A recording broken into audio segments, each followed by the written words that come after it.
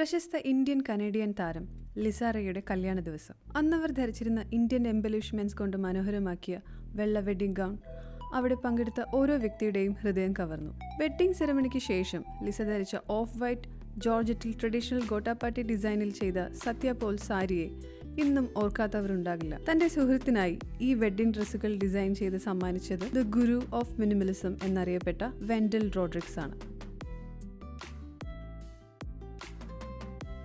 1960 മുംബൈയിലെ ഒരു സാധാരണ കുടുംബത്തിൽ ജനിച്ച വെൻഡൽ ഒരു ഹോട്ടൽ മാനേജ്മെന്റ് ബിരുദധാരിയിൽ നിന്ന് ലോക പ്രശസ്ത ഡിസൈനറായി മാറി.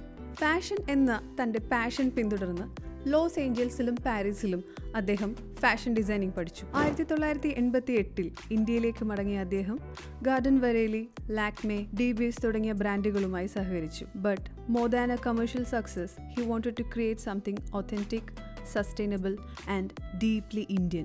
1989 അദ്ദേഹം തന്റെ സ്വന്തം പേരിലുള്ള ലേബൽ സ്ഥാപിച്ചു. മിനിമലിസം, സസ്റ്റൈനബിലിറ്റി, ഇന്ത്യൻ ഹെറിറ്റേജ് എന്നിവ കൂട്ടിയിണക്കി അദ്ദേഹം ഫാഷനിൽ ഒരു വിപ്ലവം തന്നെ സൃഷ്ടിച്ചു. ട്രഡീഷണൽ ഗോവൻ കുൻബി സാരിയുടെ റിവൈവൽ അദ്ദേഹത്തിന്റെ ഏറ്റവും വലിയ നേട്ടങ്ങളിൽ ഒന്നായിരുന്നു. പ്രതിഭ പാട്ടീൽ, പ്രിയങ്ക ഗാന്ധി, സോണിയാഗാന്ധി തുടങ്ങിയവരെ അത് ധരിക്കാൻ അദ്ദേഹം പ്രോത്സാഹിപ്പിച്ചു. ഇതിലൂടെ ജനങ്ങൾക്ക് ഇത്തരം മെറ്റീരിയലുകളിൽ ഉള്ള താല്പര്യം വർദ്ധിപ്പിക്കുകയും നെയ്ത്തുകാരുടെ അഭിവൃദ്ധിയുമാണ് അദ്ദേഹം ലക്ഷ്യം വെച്ചത്. കൂടാതെ ഖാദി പ്രസ്ഥാനത്തിന്റെ ഭാഗമാകാനും അദ്ദേഹത്തിന് സാധിച്ചു. ബോളിവുഡ് താരങ്ങൾ മുതൽ ലോകത്തിലെ പ്രമുഖ ബ്രാൻഡുകൾ വരെ വെൻഡലിന്റെ സ്വാധീനം വ്യാപിച്ചു. ജർമ്മനിയിൽ വെച്ച് നടന്ന IGEDOയിൽ പങ്കെടുത്ത ആദ്യത്തെ ഇന്ത്യൻ ഡിസൈനർ എന്ന ബഹുമതിയും അദ്ദേഹത്തിനായിരുന്നു. ലാക്മേ ഫാഷൻ വീക്കിനെ മുംബൈയിലേക്ക് മാറ്റുന്നതിൽ അദ്ദേഹം ഒരു പ്രധാന പങ്ക് വഹിച്ചു. ഒപ്പം 2017 ലാക്മേ ഫാഷൻ വീക്കിൽ സ്ത്രീകൾക്കായുള്ള പ്ലസ് സൈസ് കളക്ഷനും അദ്ദേഹം ഒരുക്കി. അദ്ദേഹം 2 പുസ്തകങ്ങൾ രചിച്ചു. ദ ഗ്രീൻ റൂം, അദ്ദേഹത്തിന്റെ ആത്മകഥ, പോസ്കെം, ഗോവൻസ് ഇൻ ദ ഷാഡോസ്, ഗോവൻ പൈതൃകത്തെക്കുറിച്ചുള്ള പുസ്തകം. ഇന്ത്യയിലെ ആദ്യത്തെ വസ്ത്ര മ്യൂസിയമായ മോഡഗോവ മ്യൂസിയം സ്ഥാപിക്കുന്നതിൽ അദ്ദേഹം പ്രവർത്തിച്ചു.